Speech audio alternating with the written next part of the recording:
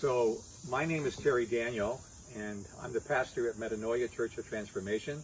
This is Mark Lynch, president of our congregation.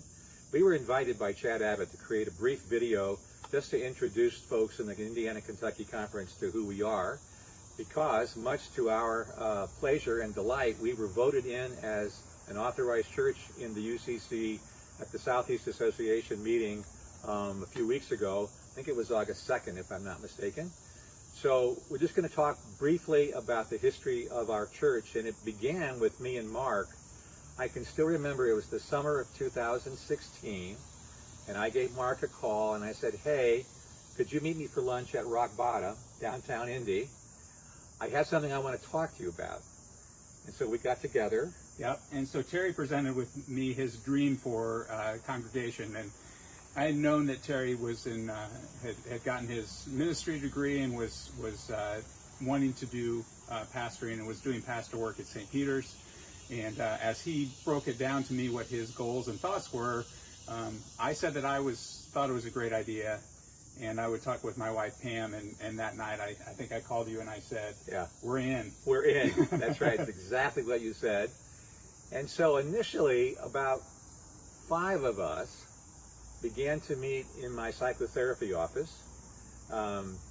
Mark and his wife Pam and myself, also a woman named Connie Dillman and a woman named Susan McCord, and sometimes Navy, your daughter, would also come. I think we only met once a month or twice a month there for a while, and that went on for several months, and we kind of had the sense after a bit, hey, this is for real. We really want to do this thing. So we rented space at the United Methodist Church in Broad Ripple, and on October 1st of 2017, we launched the church publicly. I think we even have some video footage of that. We do, and it was a typical church launch where we had lots of family and friends and supporters from over the years. It was really a special day for, I think, Pastor Terry as well as for myself to see that many people come out and support what we were trying to do. And some of those videos were part of what we submitted to the conference in this time of COVID and Zoom meetings for our acceptance into the denomination. So then we began our ministries, and one of the things we've emphasized from the very beginning is a quarterly Labyrinth Walk, and we've done those inside and outside both according to the weather. And those have been very rich experiences for the people who are a part of us. And that kind of climaxed in some ways in the spring of 2019, when we had our first spirituality retreat at New Harmony in southern Indiana. And those of you who are familiar with New Harmony, it's a very spiritual kind of place. And we had a great weekend experience there.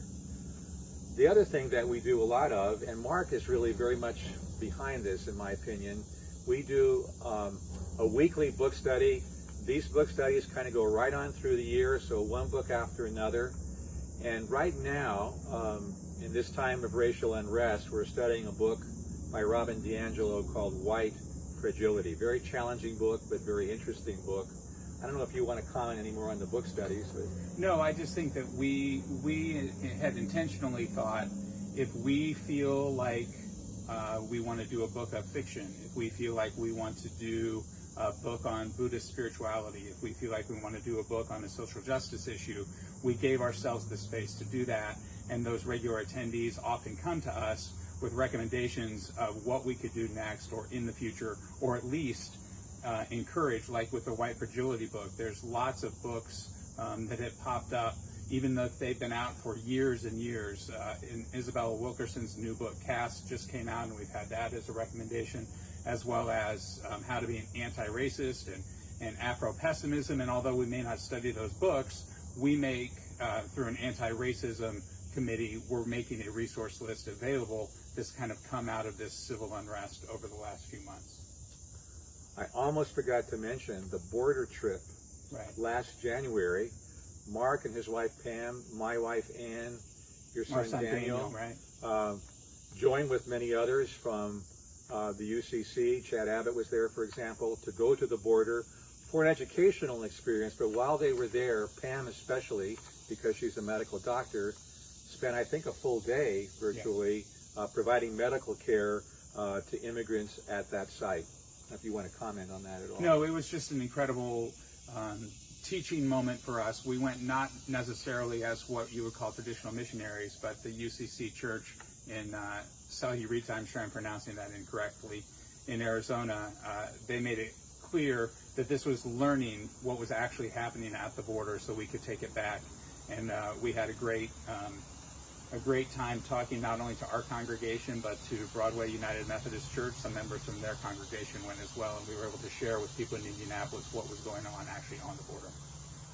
I think the last thing I'd want to mention, because I'm kind of excited about it, is we have formed an anti-racism committee, and we are in the process of creating a very large list of resources and bibliographies and so on, and we also hope to actually identify some concrete steps that we could take as a congregation, perhaps in concert with other congregations in the Indiana-Kentucky Conference down the road.